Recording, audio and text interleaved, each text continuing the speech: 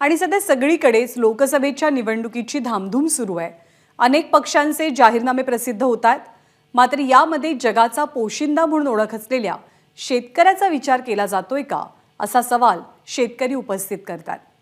लोकसभा निवडणुका, महाराष्ट्रात सुरू असलेलं राजकारण याबद्दल शेतकऱ्यांना काय वाटतंय, त्यांच्याशी संवाद साधला आमचे प्रतिनिधी प्रांजल कुलकर्णी यांनी। अवकाळी पाऊस, शेतमालाला न मिळणारा भाव, महागाई यासह अनेक अडचणींचा सामना खरं तर शेतकऱ्याला गेल्या अनेक महिनेच नाही तर वर्षांपासून करावा लागतोय। आता निवडणुकांचा खरं तर काळ आहे, ठिकठिकाणी निवडणुकीची धामधूम ही सुरू आहेत आणि या निवडणुकांबाबत आता बळीराजाला नक्की काय वाटतं हे आपण जाणून घेणार आहोत। मी आता नाशिकच्या मुंगसरे गावामध्ये आलेलो आहेत। माझ्यासोबत काही शेतकरी आहेत। दादा, कसं बघता या निवडणुकांकडे? निवडणुकांकडे बघताना खरं तर साहेब आम्हाला काही स्वारस्यच त्या निवडणुकांमध्ये राहिलेलं नाही, कारण आमचे प्रश्न आहे वेगळ्या प्रकारचे आणि आम्हाला काहीतरी उत्तरं धातूर दिलेले जातात। शेतीचे प्रश्न आहे आमचे, त्या प्रश्नांवर कोणतेही पुढारी बोलण्यास तयार नाही। त्यांना त्यांची पोळी कशी भाजता येईल, त्यांचं भविष्यातलं उत्पन्न दुप्पट स्वतःचं कसं करता येईल या माध्यमातून त्यांचे सगळे विचार विनिमय चालू असतात। त्यांचा फायदा, त्यांचा स्वार्थ बघून लोक ह्या पक्षातून त्या पक्षात, त्या पक्षातून त्या पक्षात अशा उड्या मारलेल्या असतात। आमच्या समस्यांशी कोणालाही घेणं देणं नाही, त्यामुळं आम्हाला फारसं गांभीर्याने आम्ही पाहत नाही। मात्र एक जागरूक मतदार म्हणून नक्कीच शेतीचे प्रश्न जे सोडवण्याचा प्रयत्न करतील त्यांच्या दृष्टीने आम्ही यानंतरही विचार करणारे आणि प्रयत्न करणारे। आता तुम्ही टोमॅटोचं सभोवतालचं पीक बघू शकता, तिथे याला 10 रुपये 12 रुपये किलोप्रमाणे तयार करायला खर्च येतो। पूर्वीपासूनचे जे खतं महागडे त्याचे आता किती पटीने वाढ झाली आणि ती जेव्हा 100-120 रुपये तेव्हाही जाळी विकली जायची, आत्ताही त्याच प्रमाणात विकली जाते। म्हणजे ही तफावत ही दिवसेंदिवस डबघाईस आणत आहे शेतकऱ्यांना। परंतु या खासदारांना म्हणा, आमदारांना म्हणा, पोटतिडकीने अजिबात सुद्धा त्याची गांभीर्याने ते आमची दखल घ्यायला तयार नाही। त्यामुळे आम्ही आता शेतीचे प्रश्न जे लोक उचलतील, कदाचित शेतकरी संघटना आम्हाला एक चांगला पर्याय असू शकतो, परंतु आमच्याकडे त्या पद्धतीचे उमेदवारही सध्या उभे नाही। तर त्या अनुषंगाने आम्ही आता सध्या बघतोय बाकीच्या पक्षांचं कोण शेतीनिष्ठ कार्य करील त्यांच्या दृष्टीने आम्ही प्रयत्न करणार आहोत एकत्रित विचार करून। काय सांगाल? भाजप म्हणते 400 पार, महायुती म्हणते आता 400 पार, तर दुसरीकडे महाविकास आघाडी म्हणते की महागाई असेल, इतर भ्रष्टाचार अनेक प्रश्न आहेत।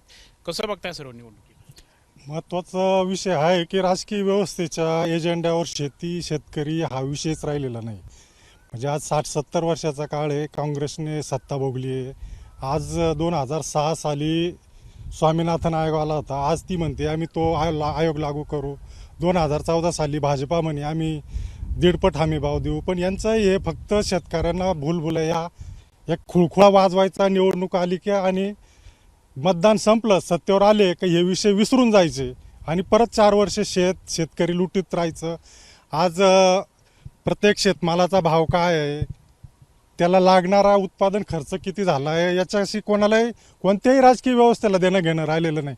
फक्त निवडणूक आली का काहीतरी एक खुळखुळा वाजवायचा, शेतकऱ्यांना सांगायचं आम्ही तुम्हाला वर्षाला 6,000 रुपये देतोय। वर्षाचे 6,000, 1 एकर वावर नांगरायला 6 ते 7,000 रुपये नुसतं डिझेल पोटी कर भरतो शेतकरी। म्हणजे 10,000 खर्च असेल तर 50% कर धरला तर 50% कर सरकारला शेतकरी देतोय आणि तुम्ही 6,000 रुपये देऊन काय असं करताय त्याच्यासाठी?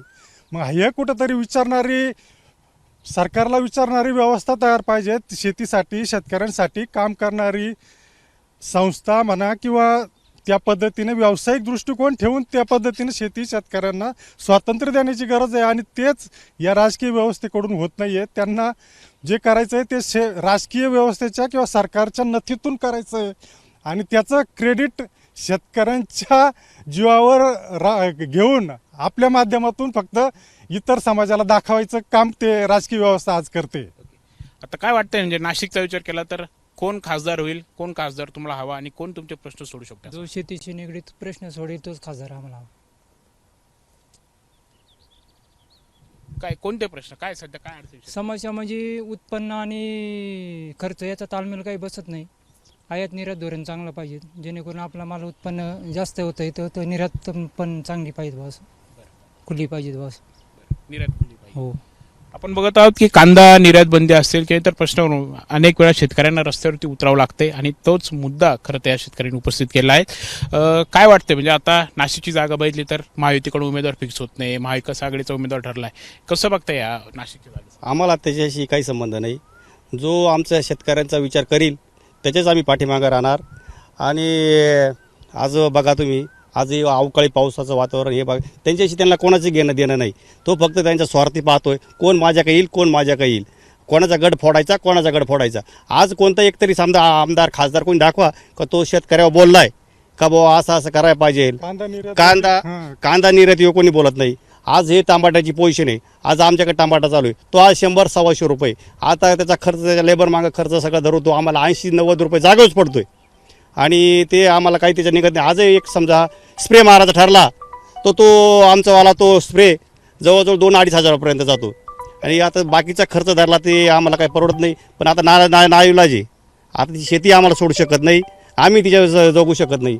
आणि सर्व अर्थव्यवस्था ही सगळी आता बिघडलेली आहे. आणि आता तिच्यावरच आमचं आता काहीतरी उद्योग ते करायला पाहिजे. आणि आणि जो नेता कोणी आता आश्वासन देईल आम्हाला ठाम, आम्ही त्याच्या मागे राहणार. एकंदरीतच आपण बघत आहोत की अशा प्रकारे विविध समस्यांचा सामना हा शेतकऱ्याला करावा लागतोय. कुठलंही सरकार हे खरं तर आमच्या पाठीशी उभं राहत नाही, आमच्या अडचणी सोडून घेत नाहीये. आणि आता जो खरं तर शेतकऱ्यांसाठी लढेल, शेतकऱ्यांना ठोस आश्वासन देईल, त्यालाच आम्ही खरं तर मतदान करू, अशा भावना या शेतकऱ्यांनी व्यक्त केल्या आहेत. कॅमेरामॅन किरण काटरसह प्रांजल कुलकर्णी, एबीपी माझा, नाशिक. एबीपी माझा, उघडा डोळे बघा नीट.